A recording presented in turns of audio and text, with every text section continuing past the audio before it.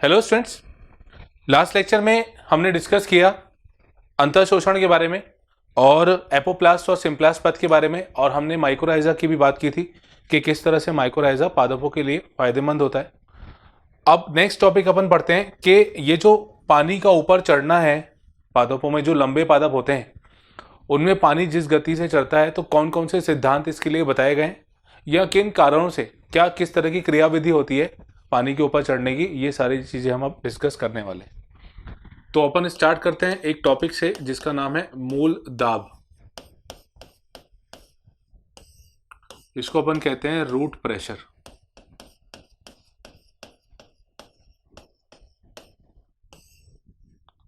ठीक है, ये मूल दाब के बारे में इसलिए क्योंकि ये थोड़ा सा छोटे लेवल का एक प्रेशर, छोटा स्तर का एक दाब होता है, और उसके बाद अपन फिर ऊपर वाला जो ज़्यादा ऊंचे पादप होते हैं उनमें किस तरह से देखते हैं, एक एक करके बात करते हैं। देखिए, मूल दाब का मतलब होता है जैसे जैसे ये मूल है,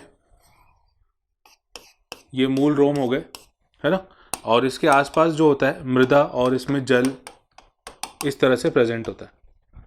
अब ये जो आयन है, ये जो चार्ज पार्टिकल्स हैं, आवेशित पदार्थ हैं, आयन्स हैं, तत्व हैं, ये यहां पे अंदर की तरफ आएंगे। अगर सांद्रता यहां पे अलग अलग है, मतलब उन आयन की, उन पदार्थों की सांद्रता अंदर कम है और बाहर ज्यादा है, तो वो निष्क्रिय परिवहन से अंदर आ जाएंगे। ठीक है, तो वो निष्क्रिय परिवहन से अंदर आ जाएंगे। पर अगर ऐसा उल्टा है, मतलब अंदर सांद्रता अधिक है और बाहर कम है, तो उस स्थिति में सक्रिय परिवहन से वो अंदर आ सकते हैं। तो कुल मिला के अब आयन जो है, चार्ज पार्टिकल्स जो हैं, चार्ज एलिमेंट्स जो हैं, वो अंदर आ चुके हैं। ठीक है, और अंदर आके वो कुछ समय के लिए कहीं कहीं इकट्ठे भी होते हैं। तो जब वो अंदर आते हैं और इकट्ठे होने लगते हैं, तो अंदर का जो लिक्विड पार्ट होता है जिनमें वो प्रेजेंट रहेंगे, वो लिक्विड एक तरह का दाब वहां पे बनाता है, प्रेशर वहां पे डेवलप करता है, और उस प्रेशर को अपन कहते हैं मूल दाब।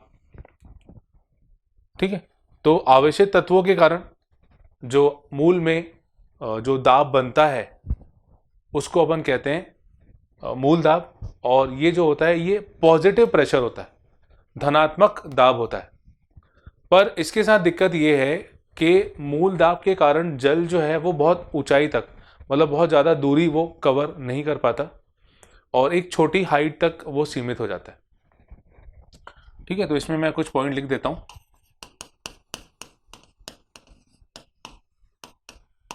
आवेशित तत्व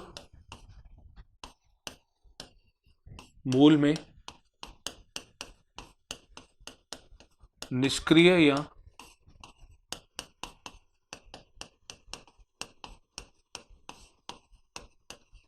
सक्रिय रूप में, निष्क्रिय या सक्रिय प्रक्रिया के द्वारा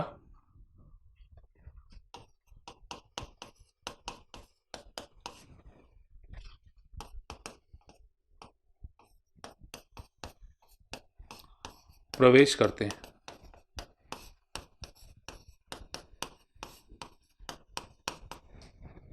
ठीक है, आवेशित तत्व मूल में निष्क्रिय या सक्रिय प्रक्रिया के द्वारा प्रवेश करते हैं।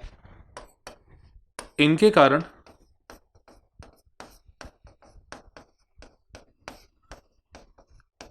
मूल में दाब बनता है, जिसे हम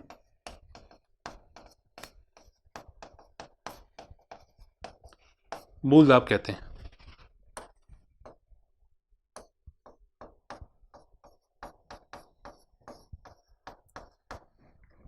अच्छा, ये जो मूल दाब होता है ये पॉजिटिव प्रेशर होता है, मतलब एक धनात्मक दाब है।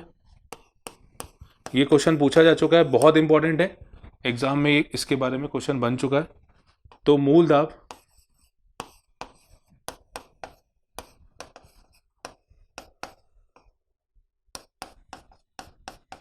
धनात्मक यानी पॉजिटिव प्रेशर है,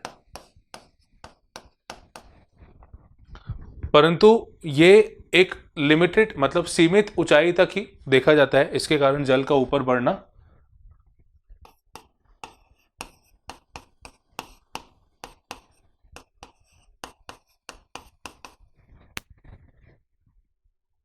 परंतु मूल दाब के कारण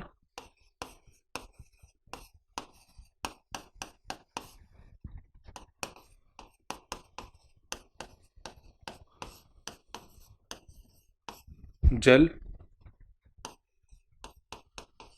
लंबी दूरी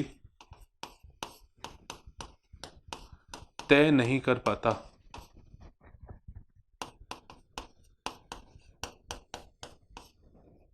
ठीक है, मूल दाब के कारण जल लंबी दूरी तय नहीं कर पाता और एक सीमित स्थान तक वो रह जाता है। अच्छा, एक चीज़ और कि अगर हम मूल दाब की जो वैल्यू है, अगर दाब की जो वैल्यू है उसकी बात करें तो सुबह और रात में मूल दाब काफ़ी ज़्यादा होता है, क्योंकि पानी वाष्पोत्सर्जन के कारण हमें पता है कि बाहर निकलता है पादपों से। ठीक है, तो रात में या सुबह वाष्पोत्सर्जन तो जिस दर से वो पूरा दिन भर चलता है, वैसी दर वाष्पोत्सर्जन के केस में रात में या सुबह नहीं देखी जाती।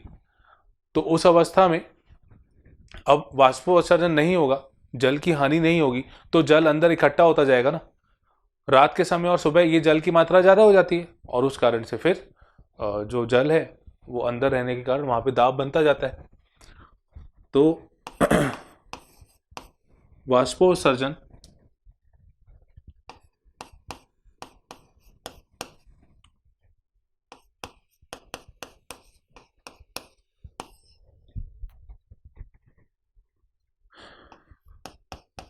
रात एवं सुबह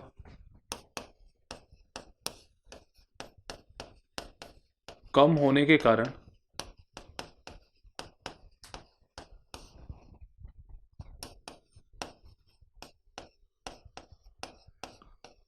जल की हानि नहीं होती।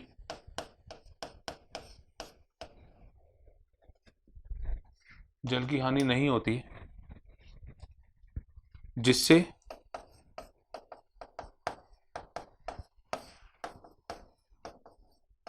मूल दाब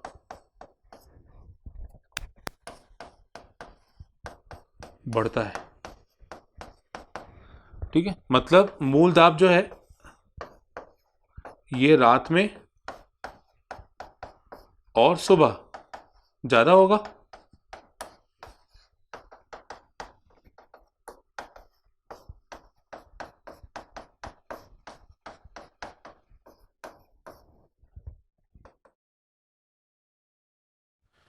तो ये हो गया मूल दाब के बारे में कुछ इंपॉर्टेंट पॉइंट, पर इसमें यह है कि मूल दाब के कारण बहुत ज़्यादा ऊंचाई तक पानी नहीं जाता। इसका एक नॉर्मल प्रयोग भी अपन कर सकते हैं। हम तने का जो आधारी भाग है थोड़ा सा ऊपर, उससे उसको जब कट करेंगे तो हम देखेंगे कि पानी नीचे से ऊपर तो आता है पर ऊपर आके इकट्ठा हो जाता है जाइलम, और उसमें अपन इसको देख सकते हैं। तो एक छोटा सा प्रयोग होता है आसान सा। ठीक है, पर इस तरह का क्वेश्चन कभी नीट में तो प्रयोग के ऊपर तो कुछ क्वेश्चन नहीं आते। हाँ, तो इसके बारे में कुछ इंपॉर्टेंट पॉइंट।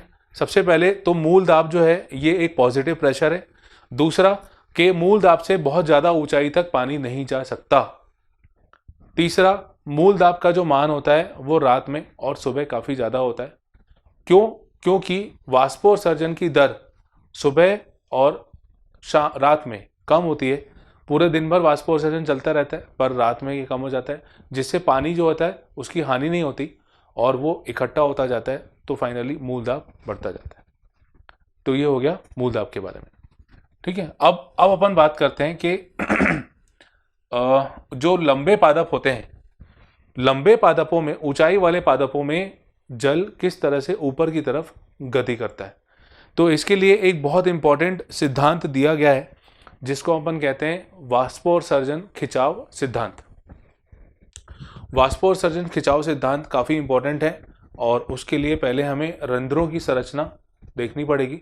इसका कुछ पार्ट अपन ने जो पुष्पीय पादपों की शारीरिकी है उसमें अपन ने पढ़ा था। मैं एक बार फिर से जल्दी से इसको रिपीट करता हूँ रंध्रों के बारे में, और फिर अपन आगे वाष्पोत्सर्जन सिद्धांत पे आते हैं। तो नेक्स्ट टॉपिक अपन डिस्कस करते हैं रंध्र के बारे में। रंध्र के बारे में अपन पढ़ चुके हैं पहले भी, मैं एक बार जल्दी जल्दी बताता जाता हूँ। ठीक है, रंध्र जो होते हैं ये पत्तियों में उपस्थित छोटे छिद्र होते हैं जिसके कारण जल की हानि होती है। जल यहाँ से निकलता जाता है और इसके कारण नीचे से पानी ऊपर भी चढ़ता है। कैसे चढ़ता है वो अपन अभी थोड़ी देर में डिस्कस करेंगे। अगर अपन एक बीजपत्री और द्विबीजपत्री में रंध्रों की संरचना देखें, जैसे डाइकॉट में, ठीक है, मैं पहले बता चुका हूँ, ये आप पुराना लेक्चर देख सकते हैं, पर अगर वो नहीं भी देख पाए तो यहाँ पे मैं जितना बता रहा हूँ आप अच्छे से समझिए इसको। जैसे एक बीजपत्री और द्विबीजपत्री में रंध्र की बात करें, पहले द्विबीजपत्री की बात करते हैं, तो इसमें रंध्र जो होते हैं वो किडनी शेप के होते हैं, मतलब जो रक्षक कोशिकाएं होती हैं वो किडनी शेप की होती हैं, जैसे इस तरह से, ठीक है।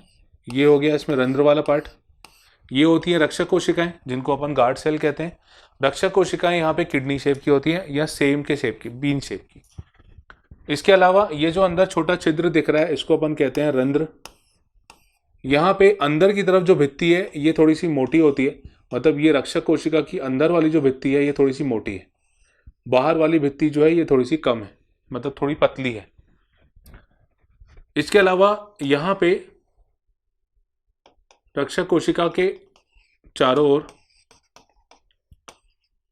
इसको भी कवर करने वाली कोशिका है जिसको अपन सब्सिडायरी सेल मतलब सहायक कोशिका कहते हैं। यहाँ पे अंदर सेल्यूलोज के बने हुए रेशे होते हैं, सेल्यूलोज के बने हुए रेशे होते हैं जिसको अपन कहते हैं सूक्ष्म सूत्राभ। ये सूक्ष्म सूत्राभ होते हैं और क्योंकि ये सेल्यूलोज के बने होते हैं तो इनमें जल को खींचने की क्षमता, जल को अवशोषित करने की क्षमता काफ़ी अच्छी होती है, ठीक है बेटा। ये अपन पहले से पढ़ चुके हैं, मैं पूरा डिटेल में लिखवा चुका हूँ, सिर्फ अभी यहाँ पे आगे भी ये पार्ट आने वाला है इसलिए मैं जल्दी से इसको रिवाइज करा रहा हूँ। तो अगर इसके नोट्स बनाने हैं तो तुम लोग पहले वाला पुराना वीडियो देख सकते हो।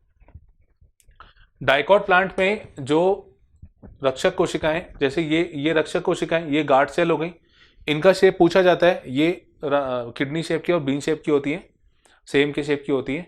और अंदर जो छोटी गुहा दिख रही है ये एक्चुअली में रंध्र है, ठीक है। और यहाँ पे अंदर वाली जो भित्ति होती है वो इसकी मोटी होती है, बाहर वाली जो भित्ति होती है थोड़ी पतली होती है। रक्षक कोशिकाओं के बाहर की तरफ सहायक कोशिकाएं होती है जो इनको घेरे रखती हैं। रक्षक कोशिकाएं और सहायक कोशिकाएं ये दोनों ही बाह्य त्वचा का रूपांतरण है, पर रक्षक कोशिकाएं थोड़ी सी अलग होती हैं क्योंकि उनमें क्लोरोप्लास्ट पाया जाता है। अब यहाँ पे बहुत इंपॉर्टेंट है ये सूक्ष्म सूत्राभ जो कि सेल्यूलोज के बने होते हैं और ये जल को अवशोषित करते हैं। ये आप ध्यान रखिएगा, जब ये जल को अवशोषित करेंगे तो ये फैलेंगे, और फैलेंगे कैसे, ये अरी दिशा में फैलेंगे, अरीय दिशा मतलब बाहर की तरफ फैलेंगे। तो जब ये बाहर की तरफ फैलते हैं तो अंदर वाला जो भाग है, जैसे ये जब बाहर की तरफ फैलेंगे तो ये अंदर जो स्ट्रक्चर है जो अंदर वाली भित्ति से जुड़े हुए हैं वो खुल जाएगा। और खुलना मतलब रंध्र का खुल जाना, मतलब ये अगर खुल गई तो अपन कहेंगे रंध्र यहाँ पे खुल गए।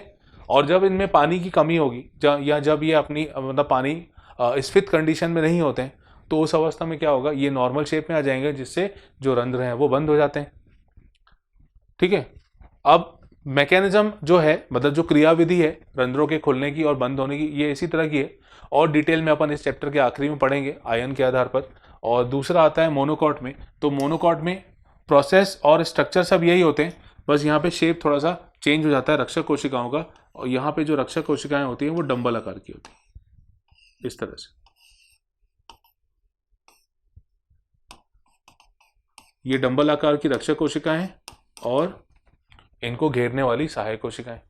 बाकी सब कुछ वैसे ही है, सहायक कोशिका भी वैसे ही, अंदर सूक्ष्म सूत्राभ भी वैसे ही, और रंध्र का खुलना और बंद होना भी वैसे ही, सब कुछ वैसे ही, ठीक है। तो अब अपन वाष्पोत्सर्जन सिद्धांत को समझते हैं। ये हो गई रंध्र की संरचना। अब अपन वाष्पोत्सर्जन सिद्धांत के बारे में देखते हैं।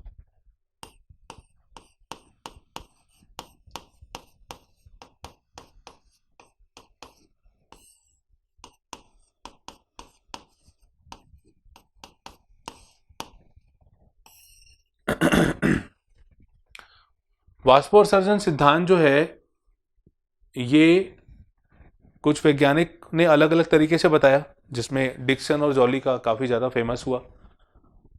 और इसमें होता क्या है, देखिए वाष्पोत्सर्जन एक ऐसी प्रक्रिया है जिसमें जल की हानि होती है, जल निकलता है। हालांकि जल निकलता जरूर है पर उसके कुछ फायदे भी होते हैं, पादपों के लिए काफी ज्यादा ये यूजफुल भी है। तो पहले इसकी डेफिनेशन में बताता हूं। रंध्रों के द्वारा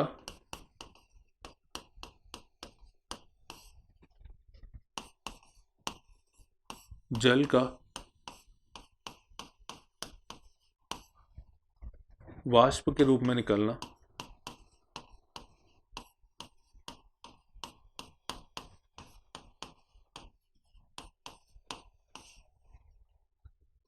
रंध्रों के द्वारा जल का वाष्प के रूप में निकलना वाष्पोत्सर्जन कहलाता है।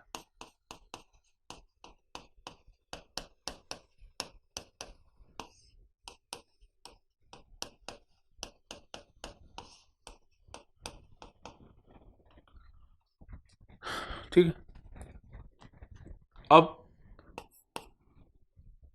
ये जल बार बार अंदर कैसे आता है और अंदर आने के बाद ऊपर कैसे चढ़ता है, ये अपन डिस्कस करेंगे।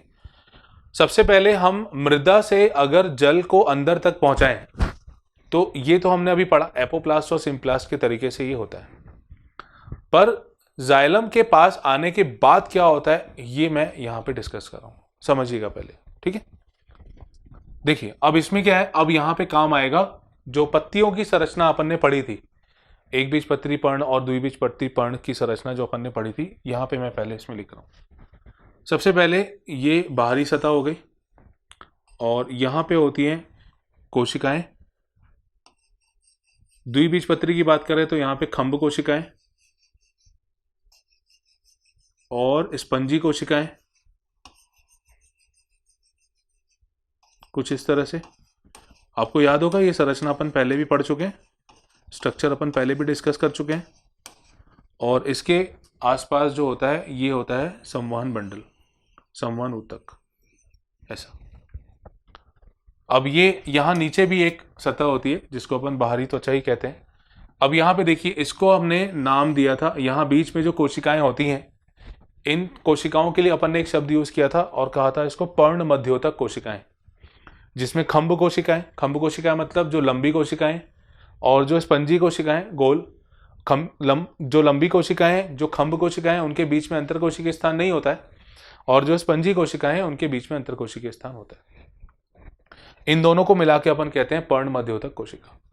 अब ये पर्ण मध्योतक कोशिका एक बीजपत्री में भी कुछ इस तरह की होती है,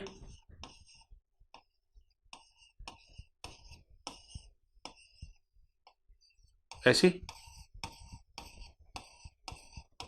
और यही नीचे तक भी होती है ना। मैं पूरा तो नहीं बना रहा हूं, बस ये पर्ण मध्योतक कोशिका के बारे में बता रहा हूं। और पर्ण मध्योतक कोशिका में हरित लवक होता है, क्लोरोप्लास्ट होता है, ये अपन को पता है। एक सामान्य पर्ण मध्योतक कोशिका में लगभग 20 से 40 हरित लवक होते हैं।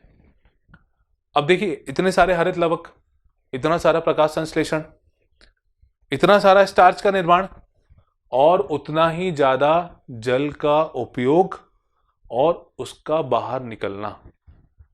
भाई प्रकाश संश्लेषण में हम जानते हैं प्रकाश संश्लेषण क्या होता है। प्रकाश संश्लेषण होता है जब कार्बन डाइऑक्साइड जल के साथ क्रिया करता है और बनाता क्या है, स्टार्च या शर्करा।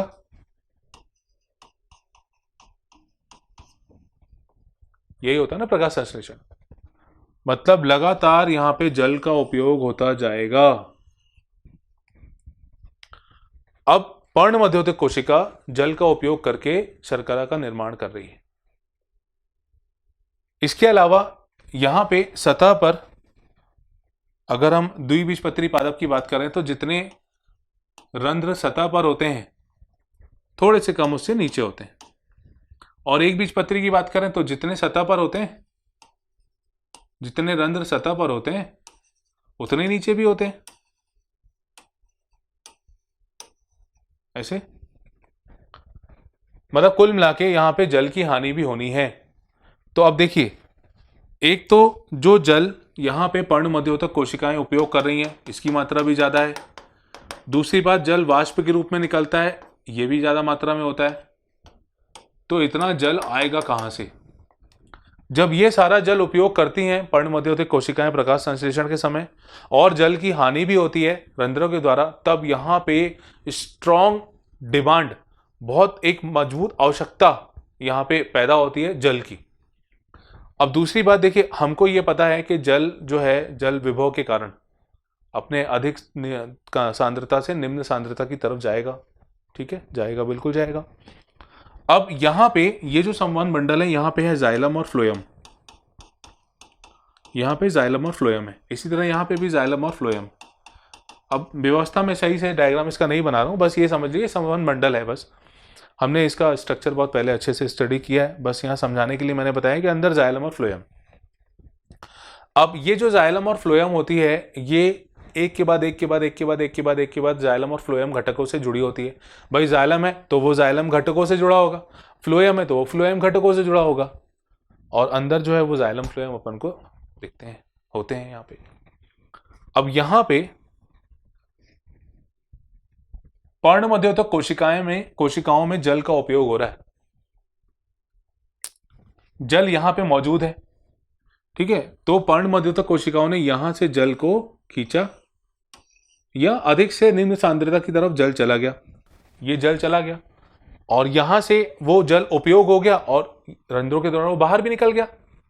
मतलब यहां पे फिर से जल की कमी हो गई, फिर जल की कमी होगी, फिर ये जल यहां से लेगा, फिर जल की कमी हो गई, फिर ये जल यहां से लेगा।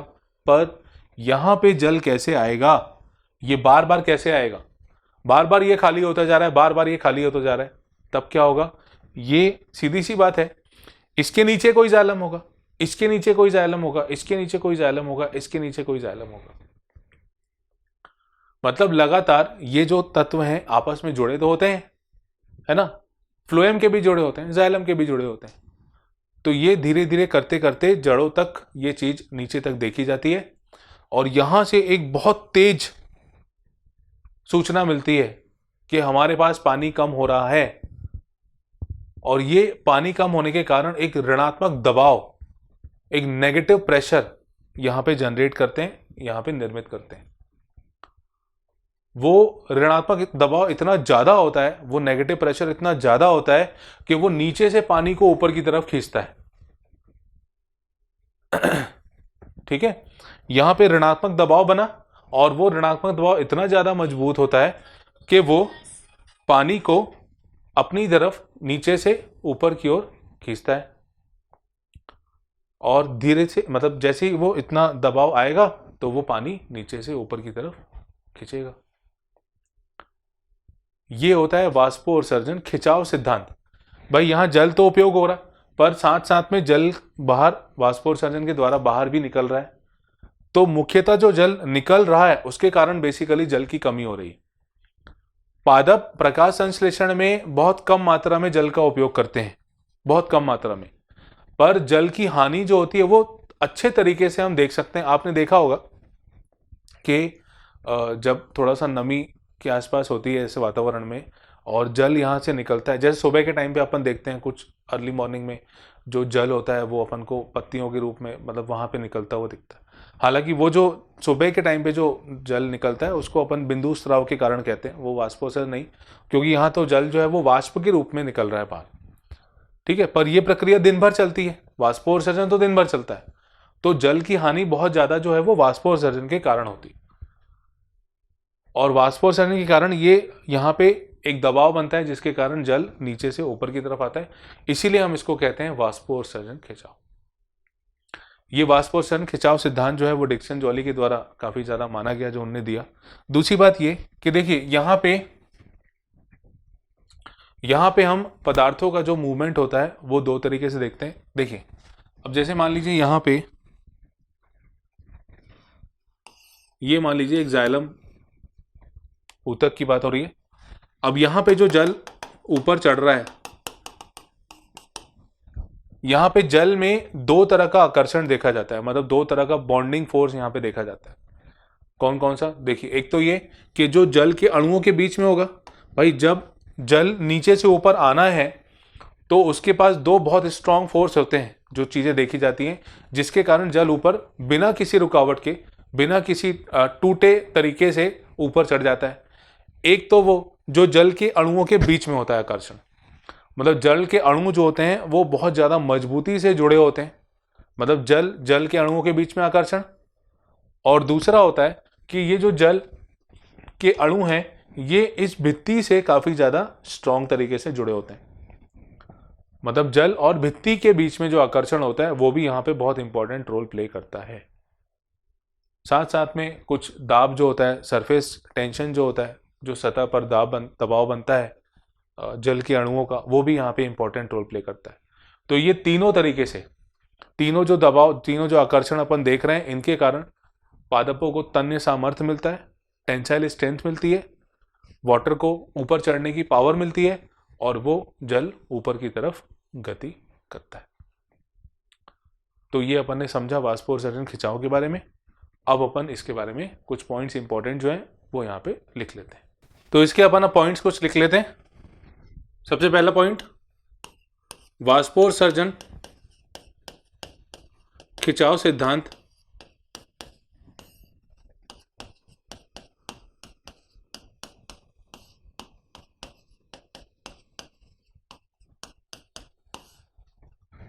डिक्सन और जॉली, डिक्सन एवं जॉली ने दिया।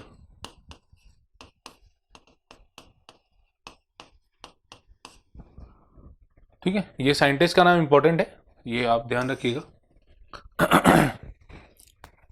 अब देखिए, प्रकाश संश्लेषण में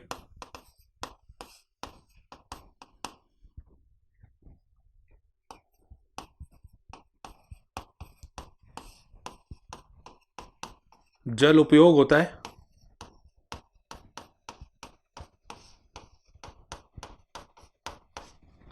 एवं अधिकांश जल जो होता है वो वाष्प के रूप में रंध्रों से बाहर निकल जाता है।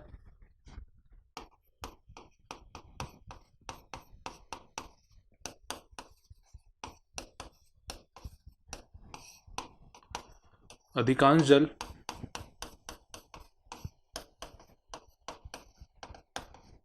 वाष्प के रूप में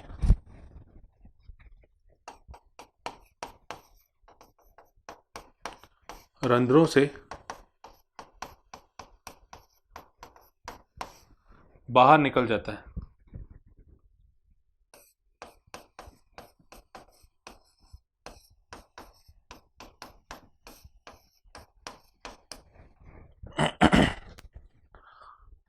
अब जल बाहर निकलता है तो ऊपर से एक नेगेटिव प्रेशर वहां पे जनरेट होता है,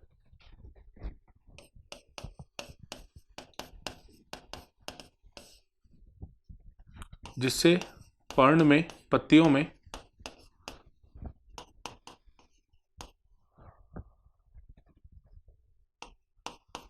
ऋणात्मक दबाव बनता है।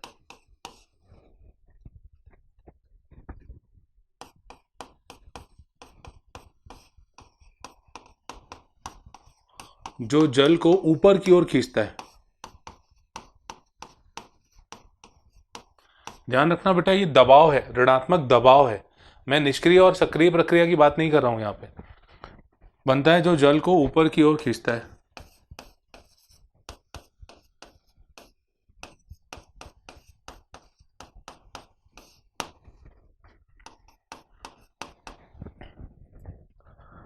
अब ये जो जल है ये ऊपर की ओर आता है और ऊपर की तरफ ये तेजी से बढ़ता भी है, और यहाँ पे 3 कारक जो मेन देखे जाते हैं उसकी बात अपन करते हैं।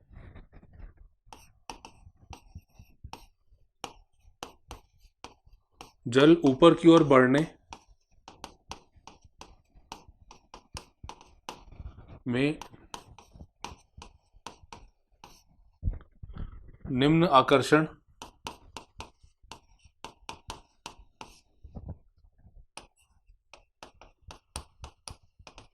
देखने मिलते हैं।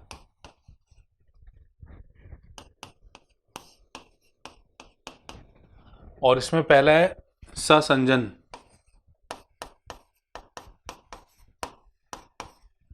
ससंजन मतलब होता है जल के अणुओं के बीच में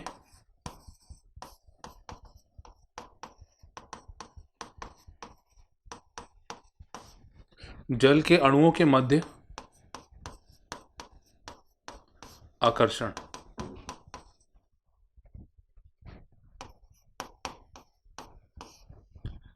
ठीक है। दूसरा होता है असंजन। ये ससंजन है, फिर ये असंजन। असंजन मतलब होता है जल और जो भित्ति होती है उसके बीच में जो आकर्षण होता है,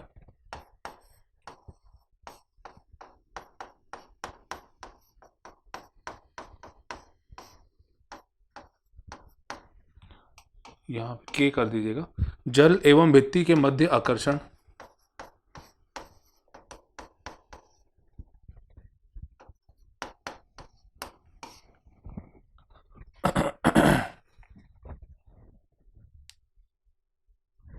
इसके अलावा जो जल की सतह पर दबाव होता है, जिसको अपन सरफेस टेंशन भी कहते हैं,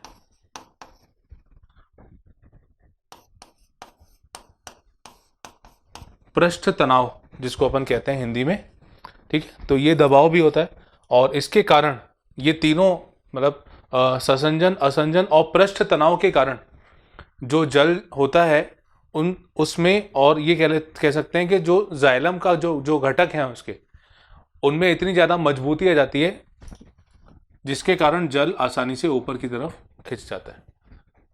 तो इन कारणों से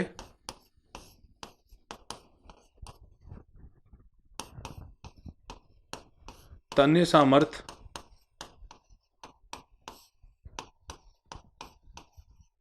मिलता है,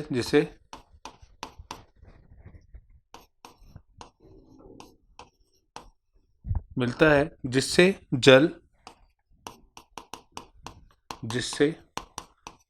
जल ऊपर की ओर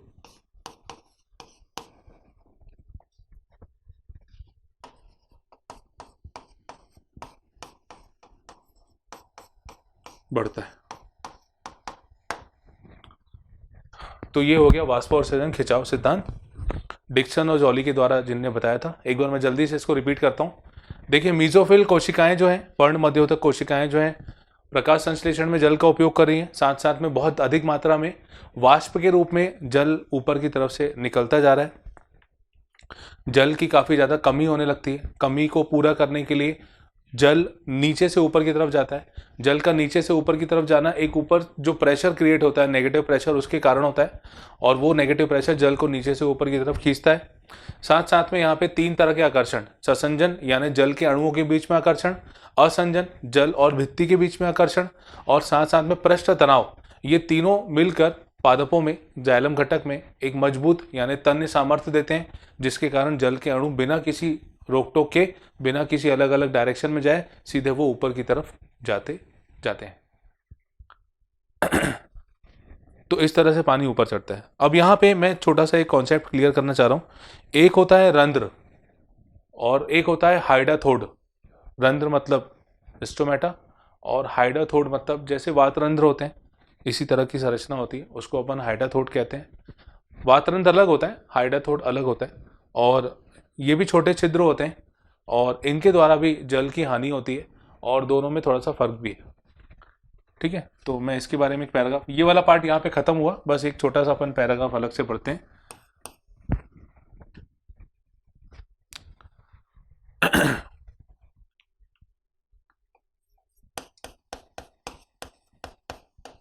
पत्तियों में उपस्थित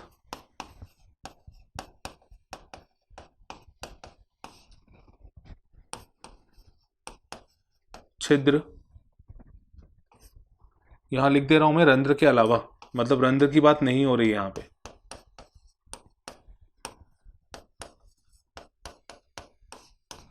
पत्तियों में उपस्थित छिद्र के कारण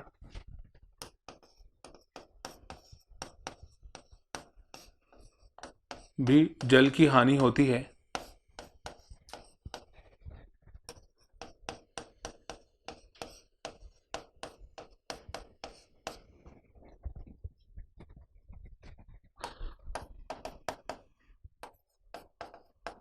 यह छिद्र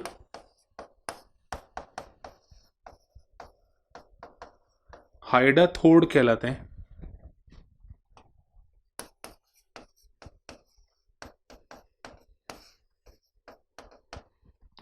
और ये जो जल निकलने की प्रक्रिया है इसको अपन कहते हैं बिंदु स्त्राव।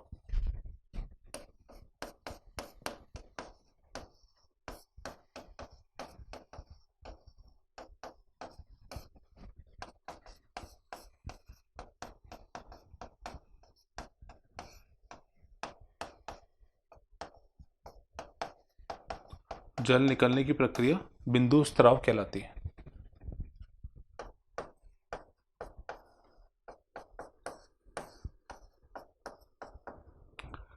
ठीक है, तो आपको याद रखने की जरूरत है कि हाइड्रोथोड छिद्रों का नाम है और प्रक्रिया जल निकलने की इसको अपन बिंदु स्त्राव कहते हैं। अगर अपन रंध्रों से इसको कंपेयर करें तो रंध्र भी छिद्र हैं, हाइड्रोथोड भी छिद्र हैं। प्रक्रिया वाष्पोत्सर्जन, यहाँ पे बिंदु स्त्राव। पर जो वाष्पोत्सर्जन के कारण जल निकलता है वो शुद्ध होता है। वाष्पोत्सर्जन के कारण जो जल निकलता है वो शुद्ध होता है और बिंदु स्त्राव के कारण जो निकलता है जल वो अशुद्ध होता है, क्योंकि इसमें कई सारे तत्व, खनिज तत्व जो होते हैं, मिनरल एलिमेंट्स जो होते हैं वो घुले होते हैं इसमें। इस तरह के जल में मिनरल एलिमेंट्स घुले होते हैं और साथ साथ में नमक, सॉल्ट भी यहां से निकल सकता है। तो ये फर्क हो गया वाष्पोत्सर्जन और बिंदु स्त्राव में। कार्बनिक और अकार्बनिक पदार्थ इसमें दोनों मिल सकते हैं, जबकि वाष्पोत्सर्जन में शुद्ध जल अपन को मिलता है। ठीक है, तो ये अपन ने आज इसकी क्रियाविधि यानी पानी किस तरह से ऊपर चढ़ता है ये अपन ने आज डिस्कस किया। हाइड्रोथोड, बिंदु स्त्राव, वाष्पोत्सर्जन, ये सारी चीज़ें अपन ने पढ़ी और इसके आगे हम आने वाले लेक्चर में कंटिन्यू करेंगे। Thank you.